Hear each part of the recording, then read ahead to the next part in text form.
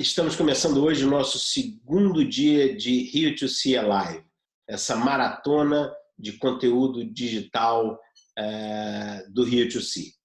Bom, antes de entrar no dia de hoje, eu queria recapitular um pouquinho do que aconteceu ao longo do nosso primeiro dia.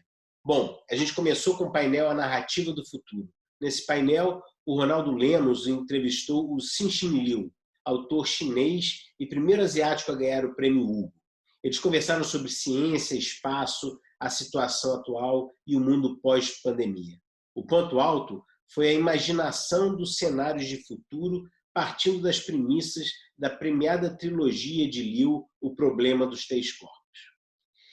Na sequência, a gente teve o painel Neuropedagogia e Confinamento, Emoções e Aprendizagem, que abordou a importância de entender o papel essencial da inteligência emocional para a qualidade e aproveitamento da aprendizagem, principalmente considerando o contexto de educação à distância nesse momento de isolamento social. Para os fãs de séries, a gente teve um papo do Lucas Paraíso, de Sob Pressão, com o David Renault, de Good Doctor. Eles falaram sobre as especificidades técnicas dos roteiros para séries médicas. É um painel imperdível. Eles conversam sobre writer's room, estrutura, modelagem de personagem, fontes inspiracionais, adaptações e obras originais. Na parte de inovação, a gente teve o painel O que muda no mundo depois do Covid-19. Na verdade, o que a gente entendeu desse painel é que existe uma luz no fim do túnel e uma luz bem positiva, né? A pandemia, pelo menos do ponto de vista de inovação, ela parece que encurtou os caminhos do futuro, né? Mostrou que a situação não traz só notícias ruins, pelo contrário, ela acelera o passo da inovação de uma maneira que pode ser muito positiva para a sociedade. Na sequência, a gente falou sobre meditação, cotidiano e sociedade isolada. Trouxemos algumas reflexões importantes sobre a construção coletiva de um novo normal, sobre prestar atenção nas nossas escolhas e no próximo, né? E sobre a esperança de voltarmos a ser cada vez mais humanos após a pandemia. Eu tive uma conversa muito bacana também com o Paul Propster, que é o Head de Storytelling da NASA, e o Ricardo Dias da Ambev, CMO da Ambev, sobre a construção de narrativas para marcas. O Paul tem uma trajetória interessantíssima e colaborou muito nesse processo que transformou a marca NASA em uma love brand e a forma com que eles trazem as histórias, né, de conquistas científicas da NASA para o cotidiano das pessoas. E, para terminar, a gente não podia deixar de falar sobre a febre das lives, as lives musicais que estão invadindo as nossas casas. Bom, isso foi só o nosso primeiro dia. Hoje nós temos outros 7 painéis repletos de conteúdo de excelência. Fiquem com a gente. Stay safe, stay home, stay connected. Espero que vocês curtam o dia de hoje. Valeu!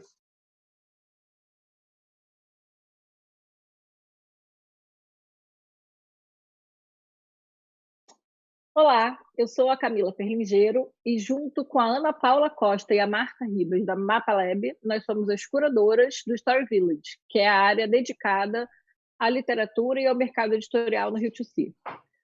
Estamos muito felizes com a realização do Rio to See Alive e, em nome de todos, gostaríamos de agradecer a presença de todo mundo que está aqui reunido, os palestrantes, o moderador e você que nos assiste.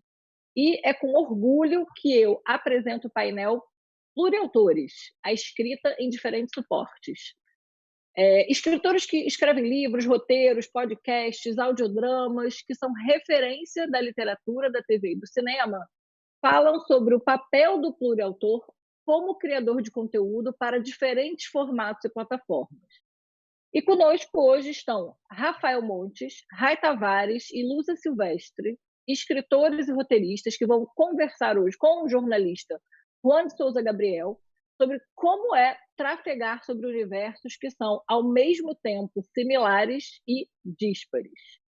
Eu quero só fazer um aviso para todo mundo que está aqui acompanhando a gente. Esse painel pode ter a legenda ativada diretamente aqui no canal, basta você escolher o idioma. E também temos tradução em Libras. Então é isso. Gente, muito obrigada por todos vocês estarem aqui. E podemos começar, Juan. Obrigado, Camila. Bom, obrigado ao Rio2C pelo convite e a todos vocês pela presença virtual. Vamos começar então a nossa conversa, né? O tema é Pluriautores, a escrita em diferentes formatos. E para começar, eu queria que cada um de vocês fizesse uma pequena apresentação contando como navega nesses diferentes formatos, né? Como é ser um pluriautor. Se vocês começaram escrevendo prosa e migraram para o roteiro, começaram escrevendo em outro tipo de formato e foram migrando para livros, para o roteiro depois, fizeram o caminho contrário, para entender um pouco como é essa trajetória de um pluriautor. Quem quer começar? Luz, quer começar? Que apareceu aqui na minha câmera. Posso começar. Eu sabia desde sempre, desde moleque, eu sabia que eu ia escrever, que eu ia viver um pouco disso. Eu podia ter sido filósofo, podia ter sido advogado, até flertei um pouco com o cinema há 35 anos atrás, através daquele filme, 33 anos atrás, através daquele filme História Oficial Argentina, me encantei com aquilo e sempre tive certeza que eu ia viver de escrever. A primeira tentativa que eu fiz de viver de escrever, e durou 30 anos essa tentativa, então deu certo, foi trabalhar em propaganda, como redator publicitário. Mas trabalhar como redator publicitário não é exatamente escrever. Então, eu estava lá, estava me divertindo, eu viajava o mundo inteiro, eu era um executivo de criação mais do que até um redator, mas faltava o hábito da escrita. Eu tinha ido para a propaganda por causa disso. Então, naquela época, falando de 2002 mais ou menos, eu comecei a tentar escrever em revista. Meu caminho foi por aí um pouco. Comecei a escrever na revista VIP. Existiu há um tempo atrás uma coisa chamada revista. Então, quando tinha um negócio chamado revista, eu fui trabalhar lá, escrevia em casa, escrevia na agência, escrevia na revista VIP, depois eu fui escrever para VIP não, VIP, Playboy, super interessante, depois as da Globo, Época, Criativa, Marie Claire, escrevi em bastante revista e adorava. Mas os jornalistas eram meio cabreiros comigo, eles me olhavam de lado, assim, sempre me colocando num lugar de... Ele escreve bem para um publicitário, e isso me dava um ódio do cacete, porque eu não queria esse apêndice, esse coda para um publicitário. Então eu comecei para ser um pouquinho melhor respeitado entre os jornalistas, eu adorava escrever em revista, e estava na propaganda ainda, eu botei na cabeça que eu escrevi um livro de contos, e para não ser aquele negócio que você abre a gaveta, tem um monte de contos que você vem acumulando em anos, eu me botei um tema, e o tema era gastronomia. Então eu escrevi 8 contos gastronômicos, foi publicado pela editora Jabuticaba, e um desses contos virou o filme Estômago. Sem querer acabou virando. Um diretor que até hoje é muito amigo meu, Marco Jorge, leu um dos contos, gostou, achou que dava para virar curta, eu topei meio assim, meio sem vontade, porque eu gostava de escrever em revista, e ele sumiu. Quando ele voltou dizendo, não vai ser um curta, vai ser um longa, e foi o Estômago. Daí, a partir do Estômago, eu comecei a botar um pouco mais de ficha no roteiro de cinema, fui estudar fora um tempo sobre isso, e quando eu voltei para a propaganda, saí um ano da propaganda exatamente para estudar, e quando eu voltei para a propaganda, eu estava com o pé nas duas canoas, na propaganda e no cinema, e mantive esse pé durante alguns anos, até 2017, quando eu larguei a propaganda e fiquei só em roteiro. Então, o meu caminho foi um pouco... Eu descobri escrever roteiro para cinema muito mais tarde do que a maioria da galera, ainda mais nos dias de hoje. Mas sempre flertando com a escrita. Eu acho que quem escreve tem emprego em qualquer lugar e consegue trabalhar em qualquer lugar. A gente que escreve é um pouco que nem aquele artista de circo, sabe? Você pergunta para o cara, você sabe fazer corda bamba? Ele não sabe, mas ele vai aprender para faturar o troco. Sabe jogar faca? Ele não sabe, mas ele vai descobrir como é que faz, porque ele precisa pagar as contas. Então, domingo ele começa a treinar, na segunda ele já fala, já sei jogar faca. Então, eu acho que o escritor é um pouco isso, e a gente está certo, cara, porque tem muita conta para pagar. Isso mesmo, você sabe SEO? Não sei, mas aprende na hora, né, para fazer Na o texto hora. lá para completar a renda, né? Bicho, eu tenho filho desse cachorro, eu vou atrás. Rafael, fala um pouco agora da sua trajetória, como foi aí navegar para essas diferentes plataformas da escrita aí, como é, né? Então, eu sempre me considerei um contador de histórias, ou seja, para mim nunca foi muito claro se eu eu queria ser escritor, ou se eu queria ser roteirista, ou se eu queria trabalhar na televisão. Quando eu cresci numa família que não lia tanto e também não ia tanto ao cinema. Então, o que eu via era novela. E é uma plataforma, uma mídia que eu gosto, novela também. Acho interessante como estrutura dramática. E, enfim, então eu cresci embebido nesse universo da televisão aberta. Depois descobri os filmes ali no início da adolescência e os livros. Mas como eu vinha de uma família sem nenhum artista, sem ninguém que escrevia nada, conhecia alguém, minha mãe é advogada, meu pai é engenheiro, eu falei, bem, pelo menos para escrever livro eu só preciso de uma página em branco no Word e sentar a bunda e fazer o trabalho. Então eu comecei a escrever livros um pouco na vontade de contar as histórias que eu queria. Daí, felizmente, eu publiquei o Suicidas, que foi meu primeiro livro.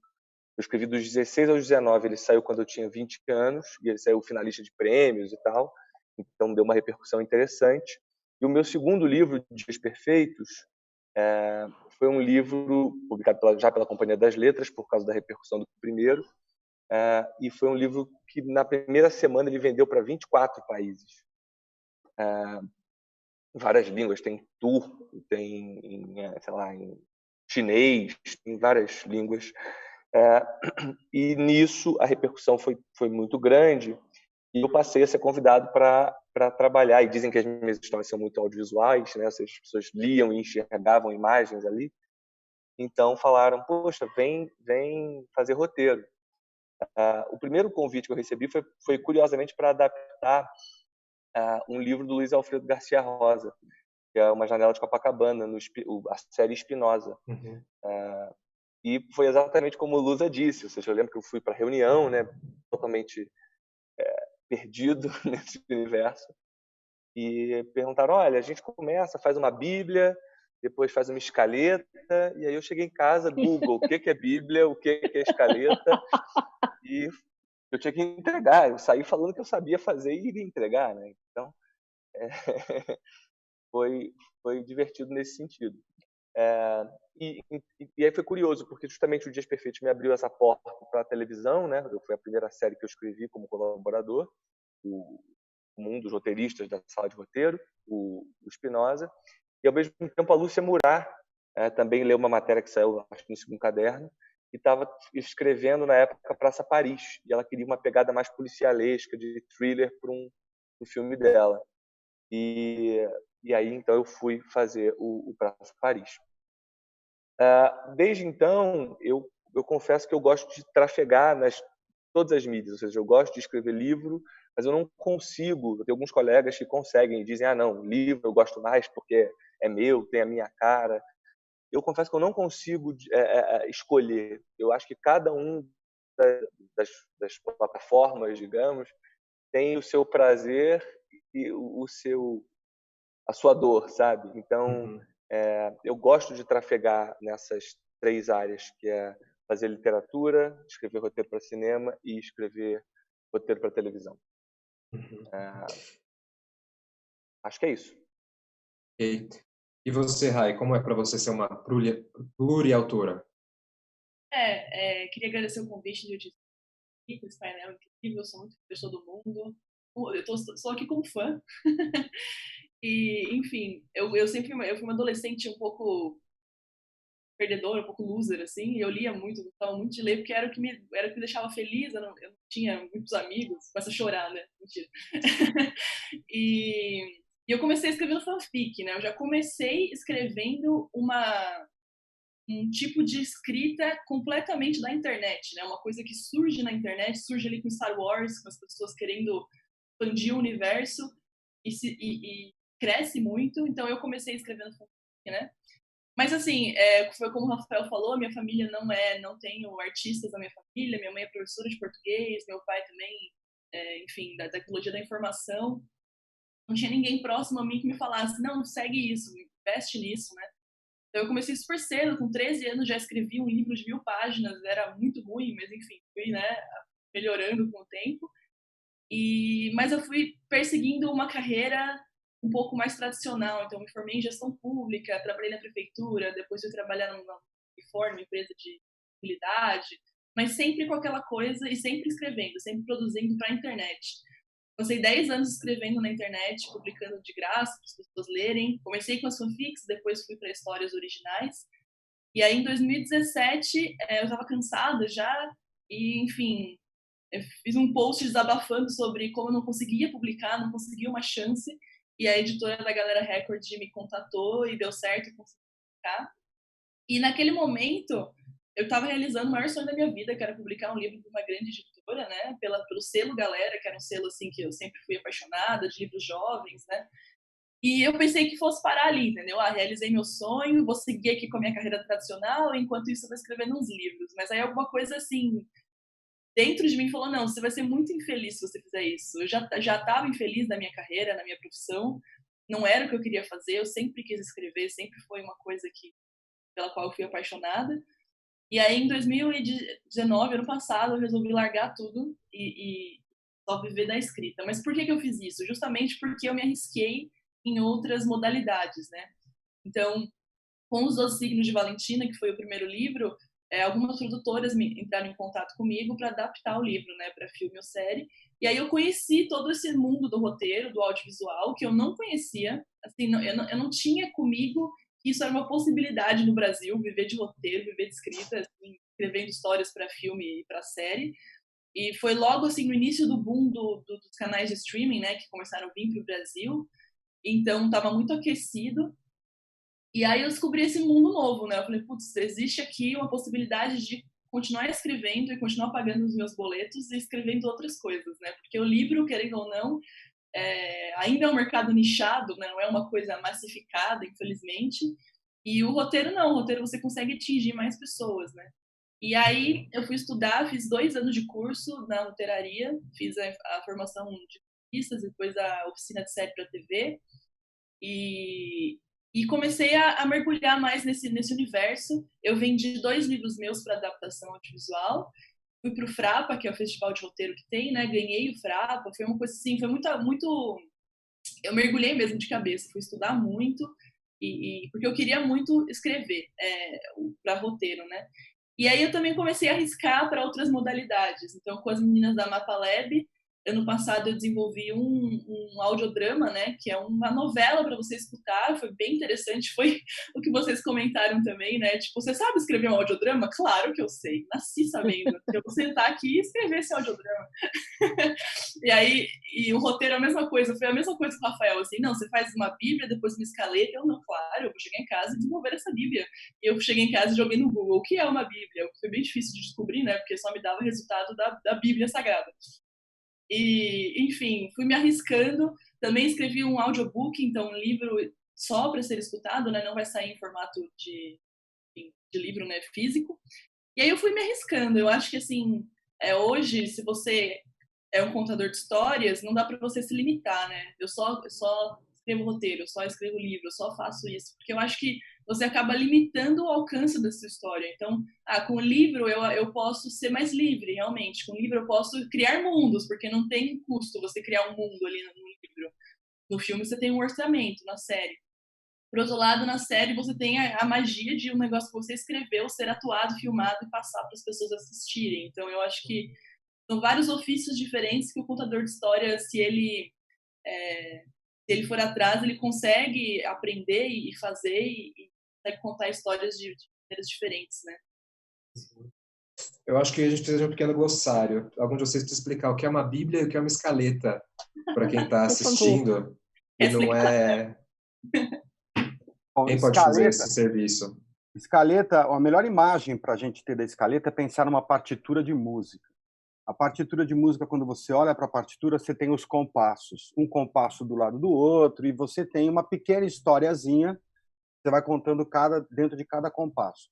A escaleta se assemelha a isso. A escaleta vamos dizer, é um diagrama, é uma estrutura dividida em cenas, onde você conta mais ou menos por alto, sem se aprofundar, o que vai acontecer em cada cena, levando em consideração os objetivos de cena, os personagens que vão estar. Você não precisa desenvolver a cena em si. É como se fosse uma planta baixa de um prédio, sendo que o prédio pronto vai ser o filme. A escaleta na verdade, a escaleta é um dos primeiros passos antes de fazer o filme. Você organiza, um filme é uma série. Você organiza ali o que vai acontecer, estrutura, e depois, na hora de escrever o roteiro, você se baseia naquilo. Você vai preenchendo o que a escaleta só sugere. E a Bíblia é o pitch do projeto. A Bíblia é aquele texto de 10, 15, 20 páginas, 30 páginas, onde você descreve de maneira geral qual é a ideia artística em torno daquela série. O gênero, os personagens principais, qual é a característica desse personagem principal que normalmente leva a história adiante. As séries no Brasil são muito character-driven, né? Então, você desenha esse personagem, daí você mais ou menos estrutura como vai ser cada episódio, você descreve em uma página só, nesse caso, um capítulozinho da Bíblia é o arco do personagem na série inteira. Então, é Bíblia porque contém toda a filosofia daquela série, sabe? E é uma coisa super difícil de fazer, cara, porque você está deixando claro para o canal e para você mesmo, para as pessoas que estão contigo no projeto, qual que é o foco do projeto, qual que é a pegada. Eu convido as pessoas que estão assistindo a gente a procurar a Bíblia, por exemplo, do Fago, que está disponível na internet, Fago série, né? A Bíblia do Lost, as Bíblias da Shonda Rhimes, que escreveu Grey Anatomy e que é uma grande escritora de séries. Ela faz de uma maneira que ela envolve, ela engancha a pessoa. Bíblia é mais ou menos isso, é o projeto da série. E eu convido as pessoas a investigar, porque não existe uma forma. Cada Bíblia tem a sua característica. E dependendo da maneira que você estrutura a sua Bíblia, você já está deixando claro para quem está te contratando o que você quer. Então, é isso, né, moçada? Mais ou menos. Querem acrescentar alguma coisa, Rafael, Rai? Não, total. É engraçado, eu sempre considero a escaleta, e nesse sentido dá muito mais prazer de fazer do que a Bíblia, as escaletas dos episódios é realmente o esqueleto da história, né? Ou seja, depois, quando você coloca o diálogo, você coloca a carne, digamos, no corpo humano. Mas antes tem os ossinhos lá, todos presinhos, bonitinhos. E o interessante de uma escaleta e até de uma curva dramática de um personagem, ou de um plot, ou de um subplot, ou seja, de uma subtrama que existe naquela história, é que na escaleta ela fica muito evidenciada, mas justamente no bom roteiro, quando você abre o roteiro, o espectador entra tanto na história que ele não vê que tem uma estrutura por trás, né?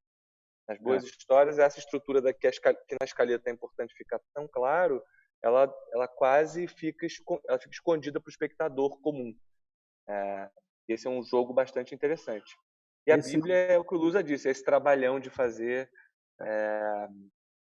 Foi muito interessante. No meu caso, eu tive que, na primeira vez, trabalhar na Bíblia de um projeto que era baseado num livro que não era meu, que era, no caso, o livro do Luiz Alfredo Garcia Rosa, que eu falei. Então foi interessante, e um autor que eu admirava, que conhecia a obra inteira. Então foi interessante eu perceber as mudanças que eram necessárias e as questões de tom mesmo, de curva do personagem, que eu tinha que adaptar para eu e a equipe, né? A gente tinha que adaptar para o projeto.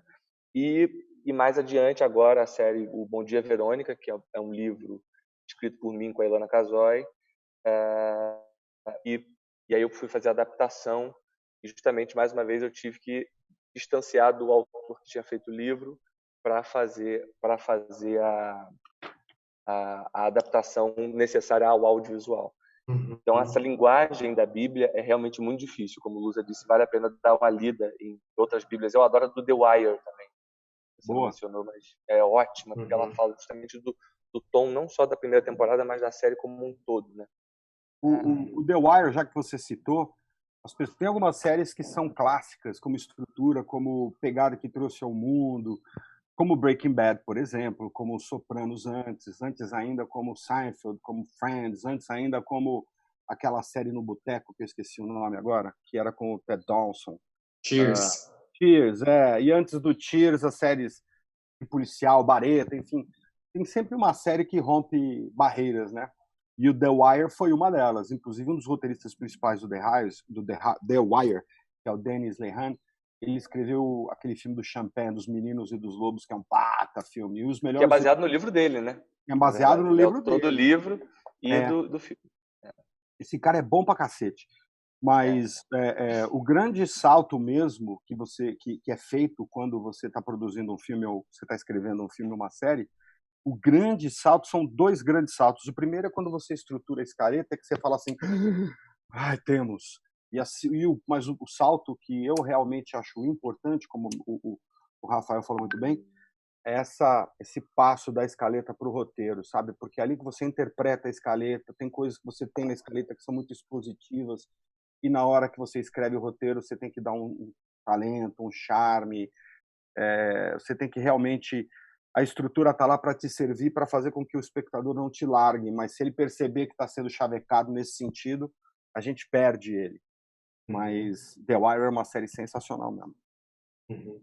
Você quer comentar um pouco sobre suas experiências com bíblias e escaletas? Ou outras palavras que a gente não sabe que são de roteiro? Não, mas muito bom o que eles comentaram sobre, né? Eu gosto mais de desenvolver a Bíblia, porque tem aquele sentimento de estou começando um projeto, enfim, eu gosto dessa coisa de iniciar coisas, né? Então, quando você começa a escrever a Bíblia, você tem aquele apego emocional aos personagens e à jornada, e você quer contar o que vai acontecer. Eu acho muito mágico desenvolver uma Bíblia, assim, para você passar para outra pessoa o que é a sua história, o que você imagina da sua história, qual é o tom, enfim, tudo, assim. Eu gosto muito de escrever Bíblia, assim. Eu acho que você mostrar o pacote inteiro da sua história é uma coisa muito interessante. E também foi o que foi dito, assim, a escaleta. Eu gosto de falar que a escaleta é o roteiro do roteiro. Então, você está escrevendo um roteiro para depois abrir o seu roteiro. E agora eu vejo, eu tô na sala de roteiro de uma série e eu percebo que a escaleta é um instrumento essencial, assim, essencial, porque conforme você vai conversando, debatendo, fazendo brainstorming em sala de roteiro, você vai adicionando ali na escaleta pontos que você acha que são essenciais para o episódio, né? Quando você vai abrir depois, aqueles pontos essenciais viram boas cenas, né? Então eu acho que e a escaleta é bom para não te deixar, para você não ficar perdido ali no escuro. Então, agora vai ter uma virada, agora é um intervalo, então a gente tem que ter uma quebra. Então agora a gente tem que ter um suspense. Então agora a gente vai ter que quebrar a tensão.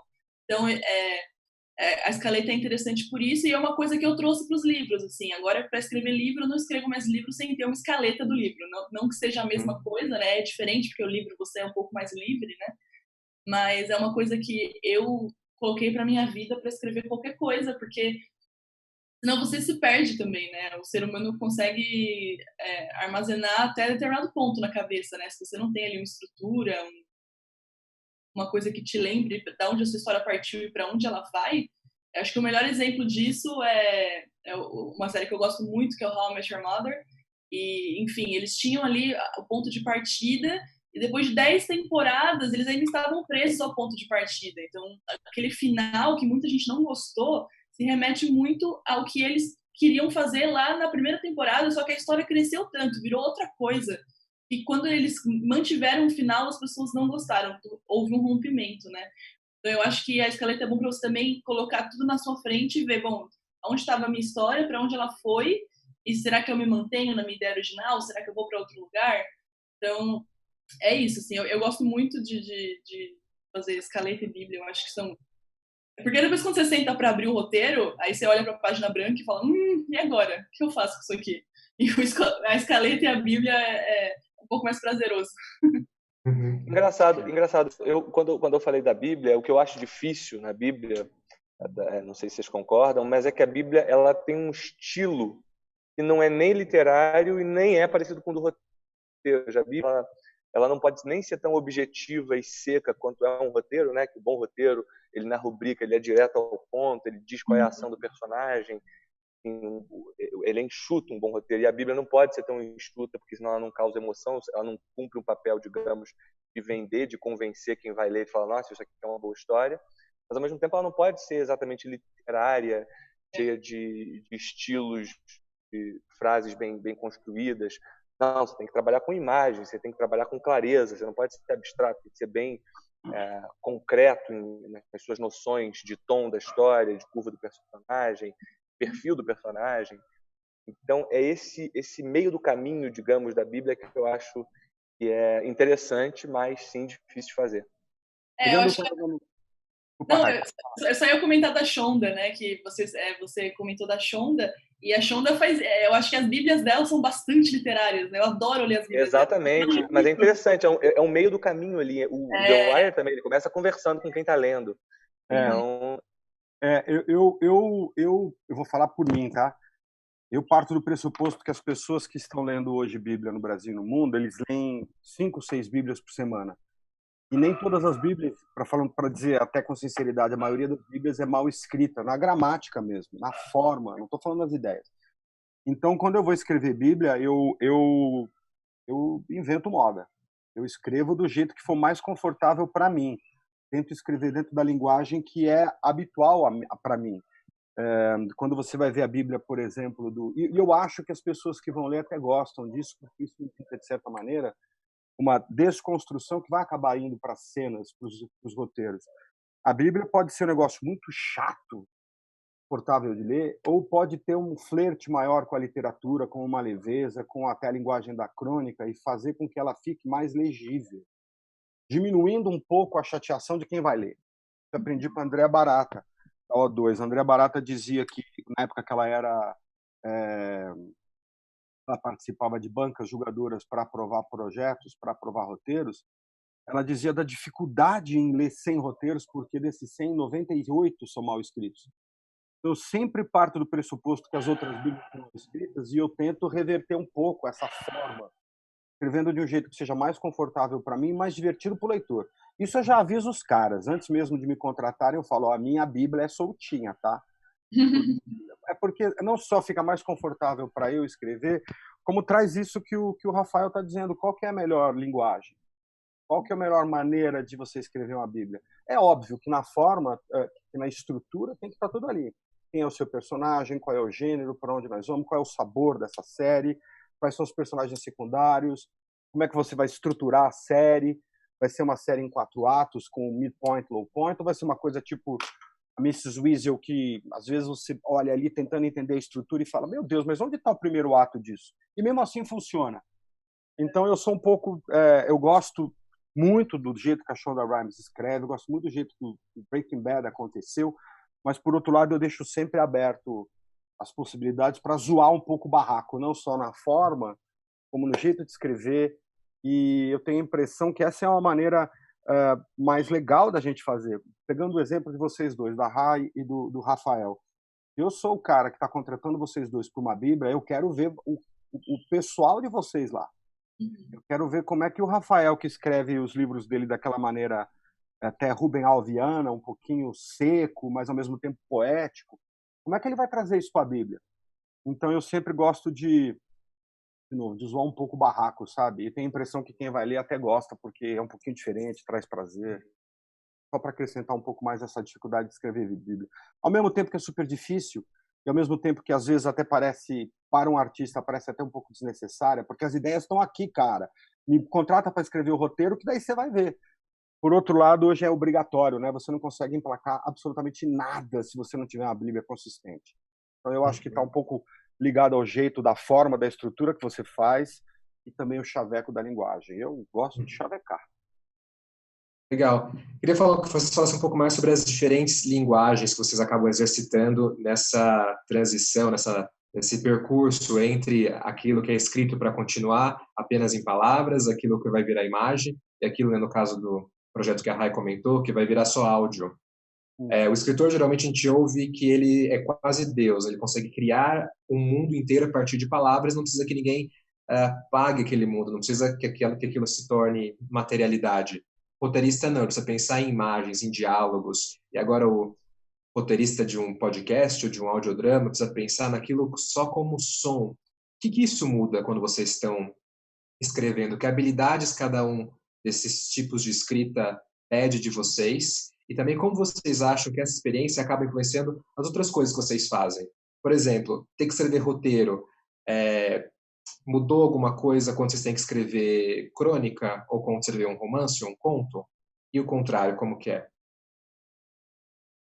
Quem quer começar? Começa você, Rai, você já falou primeiro. Tá bom. Tem essa experiência interessante do áudio sozinho, que eu acho que é legal a gente entender também. É interessante porque quando eu comecei a escrever roteiro, eu só tinha escrito livro até então, né?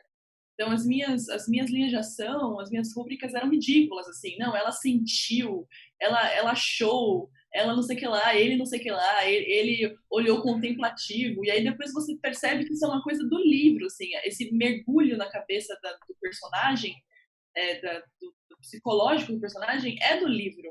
E no roteiro, você tem que dar um jeito de passar isso em ação, né? Então, como é que eu vou mostrar para a pessoa que está assistindo que ele está triste? Como é que eu vou mostrar que ele está feliz, que ele está angustiado? Então, foi uma coisa que eu fui aprendendo a ser um pouco menos prolixa quando eu comecei a escrever roteiro. E foi uma coisa muito bom para mim, porque eu acho que muita coisa do meu livro, muitas coisas dos meus livros, eu poderia dar uma enxugada, poderia dar uma melhorada, né? E o contrário também aconteceu. Então, tudo que eu aprendi no ofício como roteirista, eu estou trazendo para os meus livros, principalmente estrutura, porque já foi comentado também que um bom roteirista e um bom escritor é aquele que cria uma estrutura, mas que quem está lendo não percebe, né? Quem está lendo não percebeu que houve um trabalho de você levar ele até aquele midpoint, depois levar até o low point. Você não percebe, você só mergulha ali naquela história e você não percebeu que você foi levado a sentir aquelas coisas, né? Então eu trouxe muito isso do roteiro pro livro, assim, essa coisa mais rápida e essa estrutura. E o áudio é muito interessante, assim, porque eu escrevi esse audiodrama, que é um thriller, e foi muito interessante eu pensar em maneiras de sons que poderiam passar o que aquele personagem estava sentindo. Então, ele tá triste, começou a chover, ele tá angustiado, ele acendeu um cigarro. Então, todos os sons que você vai ouvindo ali no fone de ouvido para tentar se conectar ao personagem, porque é isso que você tem, né? O livro você lê e cria uma imagem. A série você assiste a imagem, né? Você já está vendo aquilo na sua frente.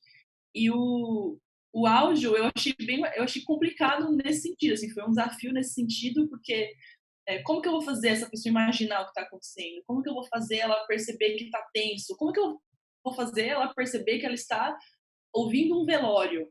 Então, assim, foi muito interessante trafegar em todas essas áreas. Eu acho que aprendi muito com todas.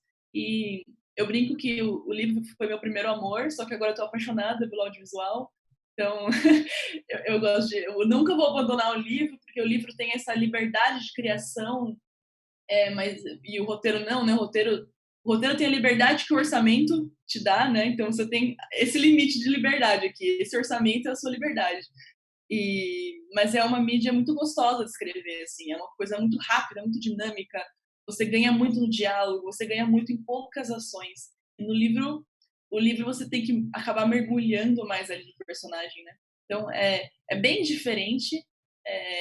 Eu gosto de falar com muita gente que está começando agora, quero escrever roteiro, quero escrever livro. Eu falo, tenta aprender um pouco de cada ofício, porque eu acho que é inevitável a gente acabar transitando por tudo. Eu realmente acho que no futuro, assim, os escritores vão acabar transitando por todas essas mídias. E eu acho muito interessante, porque no final das contas, eu não sou escritora, eu não sou roteirista, eu conto histórias, né? Independente da mídia que eu estiver contando. Então é isso, eu acho que são diferenças bem bacanas, assim, de perceber, que você só percebe na hora que você está fazendo, né? Então, você escreveu um parágrafo de linha de ação, aí vem um roteirista mais experiente, vai cortando tudo, né? Não, isso tira, isso vai embora, isso vai embora. É muito engraçado voltar o roteiro, os meus primeiros roteiros voltavam inteirinho marcados, assim, tipo, não, você tá viajando, faz direito, né? Escreve um roteiro, não um livro. Enfim, é isso. E é muito engraçado porque parece um movimento muito natural, né? Porque vários autores norte-americanos, por exemplo, viraram roteiristas. O Dennis Lehane é um exemplo do Lusa, mas o Raymond Chandler, o Ira Levin, enfim, vários autores de literatura norte-americana, especialmente quando é de literatura de gênero, né? Quando é policial, terror, fantasia. Scott Fitzgerald. Desculpa te cortar. Scott Fitzgerald, um dos maiores escritores americanos do século XX, era roteirista de cinema também, para pagar as contas. Então... então parece um movimento natural, mas é engraçado porque eu vejo claramente as semelhanças entre os dois trabalhos. Enfim, antes de tudo, você precisa ter uma ideia de uma história, você precisa ter um personagem, você precisa ter eventos que acontecem na história, enfim. Mas o que eu aprendi nesses anos de trabalho me dedicando aos dois para mim foi ficando melhor quando foi ficando mais claro, são as grandes diferenças entre uma coisa e outra. Ou seja, as ferramentas que você usa para escrever roteiro e para escrever livro são absolutamente diferentes. É um jogo interessante até, assim, alguém propõe aqui uma história e fala, Rafael vai para casa escrever um roteiro dessa história, Lusa vai para casa escrever um roteiro dessa história. Quando você pegar a mesma história e olhar o roteiro do Rafael, o roteiro do Lusa e o roteiro da Rai, você vai ver que são roteiros diferentes. Porque, às vezes, o que interessa... Às vezes, não. O que interessa não é a história, não só qual é a história, mas como você conta essa história. E o como você conta essa história, no caso do livro e no caso do audiovisual, são totalmente diferentes. Por quê? Porque na literatura você tem ferramentas específicas da literatura. Você tem o estilo, você tem a palavra, né? A palavra primeiro, depois o estilo. O narrador, ou seja, ao escolher o narrador do seu livro, do romance, é uma história em primeira pessoa, é um narrador não confiável, é um romance em terceira pessoa, mas com um narrador restrito à cabeça de um personagem. Quando você escolhe essa forma de narrar, você muda a própria história. E você tem, enfim, recursos de entrar na cabeça do personagem, fazer um mergulho psicológico. Isso tudo é literário. Pegar esses elementos e transpor para o audiovisual, ou então fazer uma história audiovisual de uma mesma história, você tem que usar outras ferramentas. Você usa a montagem, você usa a ideia de que você pode cortar de um lugar para outro, você usa, como a Rai bem disse, todas as situações que são internas, você tem que achar uma situação que mostre para fora que isso está acontecendo com aquele personagem, que ele está sentindo aquilo, que ele está pensando em determinada coisa. Você não tem como, né? Tanto que um recurso às vezes muito mal usado é o tal do voice-over, que é o que traz um pouquinho do literário para o audiovisual. Ou seja, não conseguiu cumprir de maneira audiovisual o que você queria, você coloca alguém narrando ali aquela história para quase dar uma espécie de apoio. Eu, no início da apresentação, não falei, mas também uma coisa que me ajudou muito, até em termos financeiros, na época eu estava cursando Direito para me tornar advogado e a ideia era estudar para ser juiz. Quando o Dias Perfeitos saiu, eu estava no meio da faculdade e aí, enfim, aí o Dias Perfeitos saiu e o Rodrigo Teixeira comprou os direitos dos livros para adaptação audiovisual e foi muito bom para mim, mas ao mesmo tempo é engraçado porque dizem que meus livros são visuais e o Lusa também começou com um conto sendo transposto e tal, mas eu acho que todas essas histórias têm um quê de literário, ou seja, os meus livros são fáceis mais ou menos, porque tem um quê de literário, tem um ponto de vista, tem um narrador, tem uma certa ironia que para transpor para o audiovisual é preciso mudar. Né? Adaptar é trair com respeito, né? Trair com esse cuidado. Então, acho que aprender as diferenças é muito importante. Lusa, desculpa te cortar, é que eu queria ir para a última pergunta, a gente tem só mais 4 minutos. Mas aí você vai ser o primeiro a falar para compensar esse corte. Queria propor um exercício para a gente acabar aqui, que seria pensar no que a gente está vendo agora, né? Que seria a quarentena, o isolamento social, essa epidemia. Muito se fala em diários de isolamento, os escritores escrevendo suas reflexões trancados em casa para deixar isso para a gente ler depois, ou ler agora mesmo pelas redes sociais. Como seriam roteiros de quarentena? A quarentena que obriga a gente a ficar em casa, que limita o isolamento social, o contato social, ela traria que dificuldades e que benefícios? Que de positivo e negativo para o roteirista? Vocês já conseguem pensar em projetos de quarentena? Já passou pela cabeça de vocês? Olha, aí tem a ver até com um pouco, na minha opinião, com um pouco desse negócio de migração do livro para a literatura, para o cinema, para a série, para o audiovisual, que é a relação à contação de histórias mesmo e da relevância e o interesse que isso vai trazer para os outros. Qual é a relevância para quem vai assistir? Por que essa história está sendo contada? Basicamente, a pergunta é respondida dessa maneira. Por que essa história está sendo contada? Porque é interessante, porque é legal, porque seduz, porque emociona. Eu, para ser sincero hoje, eu não consigo imaginar nenhuma história de quarentena que seja interessante para quem está também vivendo a quarentena. Marcelo Adnet está fazendo um exercício, eu adoro o Marcelo, a gente tem trabalho juntos, ele é super talentoso, é incrivelmente talentoso, mas eu vejo o exercício que ele faz nas quarentenas e eu acho aquilo meio chato. Então, o grande desafio é como é que nós vamos inventar algo que seja relevante, interessante para quem está vendo, e que seja diferente, novo, que traga originalidade e que seja entretenimento. Eu, Lusa, hoje, 10 e pouco da manhã, eu não consigo ver nenhuma história que seja interessante. Eu tenho até um filme em que a gente, com o Bruno Mazeu, a gente flertou com o universo da quarentena e a gente meio que parou de falar, não oficialmente, mas paramos de falar nisso, porque, porra, a vida em quarentena é muito chata. A não ser que você abra uma porta e aconteça que nem no filme do Spielberg, aparecer um ET na tua casa, bicho, como é que pode ser relevante e interessante para os outros o fato que eu tenho que fazer meu café, tenho que lavar meu prato, depois eu tenho que fazer o almoço, o quarto tá sujo, o cachorro entrou. Cara, essa rotina é desinteressante. Tudo bem, pode ser interessante. Alguma coisa aconteceu. Eu matei minha mulher e escondi o corpo, que nem no filme do Hitchcock.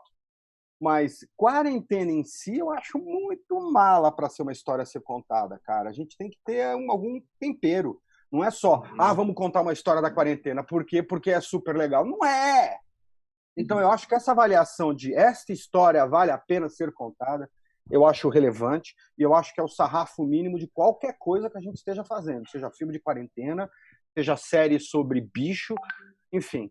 Eu acho que é por aí, é o interesse que a história traz. É relevante? É legal? É interessante? É novo? É original? As pessoas vão gostar? Tem alguma coisa diferente? Enfim, eu acho meio chato quarentena. E o que eu acho interessante se perguntar nesse momento, na verdade, é, caramba, que histórias vão ser pertinentes e interessantes após a quarentena? Ou seja, como contadores de histórias, acho que todos nós estamos nos perguntando qual é a relevância de determinadas ideias. Eu tinha algumas ideias antes da pandemia, eu estou falando agora, gente, mas qual é o interesse disso agora? Perdeu pertinência, perdeu força. Mudou o mundo. O mundo mudou, e nisso a narrativa tem que mudar também. Então, o que eu tenho pensado muito nessa quarentena, tenho visto muito filme, muita coisa, lido muita coisa, tentando entender comigo mesmo, né? E eu acho que se eu consigo a resposta para mim, eu consigo a resposta do que eu quero fazer para os outros. Caramba, quais histórias são pertinentes agora? Quais histórias valem a pena ser contadas agora? Essa é a pergunta que eu tenho me feito na quarentena. Você quer fazer um complemento? Breve? Rapidinho. Eu acho que o que eles falaram tem total razão. Assim, eu acho que o que a gente tem que pensar também é o que a gente em quarentena quer assistir. Então, eu acho que eu em quarentena quero assistir pessoas eu quero assistir um reality show de pessoas de biquíni numa praia, entendeu? Eu quero fazer isso, porque eu não posso, entendeu? Eu quero assistir uma série de pessoas na balada se beijando, porque eu não posso. Então, eu acho que a gente tem que pensar isso também, né? O que as pessoas querem consumir num momento tão difícil, né? Lembrando que também nem todo mundo é que nem o Marcelo Adnet, que consegue, num canto da casa, ter algo divertido, interessante, legal, engraçado, mas o Marcelo Adnet é 1 em 1 trilhão, é um talento incrível. Então, nós que não somos deste tamanho, o que a gente pode trazer que seja interessante? Porque o Marcelo já está fazendo, também tem a questão da originalidade. O Adnet já está fazendo e brilhantemente. Então, como é que a gente pode fazer algo nesse nível? Já que não temos esse talento que não cabe nele. Então, tudo tem a ver com relevância, com graça. Bom, gente, a gente está chegando. Eu quero agradecer a presença de todos vocês, a presença de quem está assistindo. A gente conversa, a gente tinha papo ainda aí para mais 15 dias de quarentena. E, enfim, Juan, muito obrigada por conduzir esse bate-papo. Vocês foram pontos de vista preciosos. E eu vejo você, Ada. Chama mais que a gente vai mais vezes. Chama que a gente obrigado, vai. Foi ótimo. Obrigada. Chama que a gente vai. Obrigada, gente. Beijos. Tchau, tchau.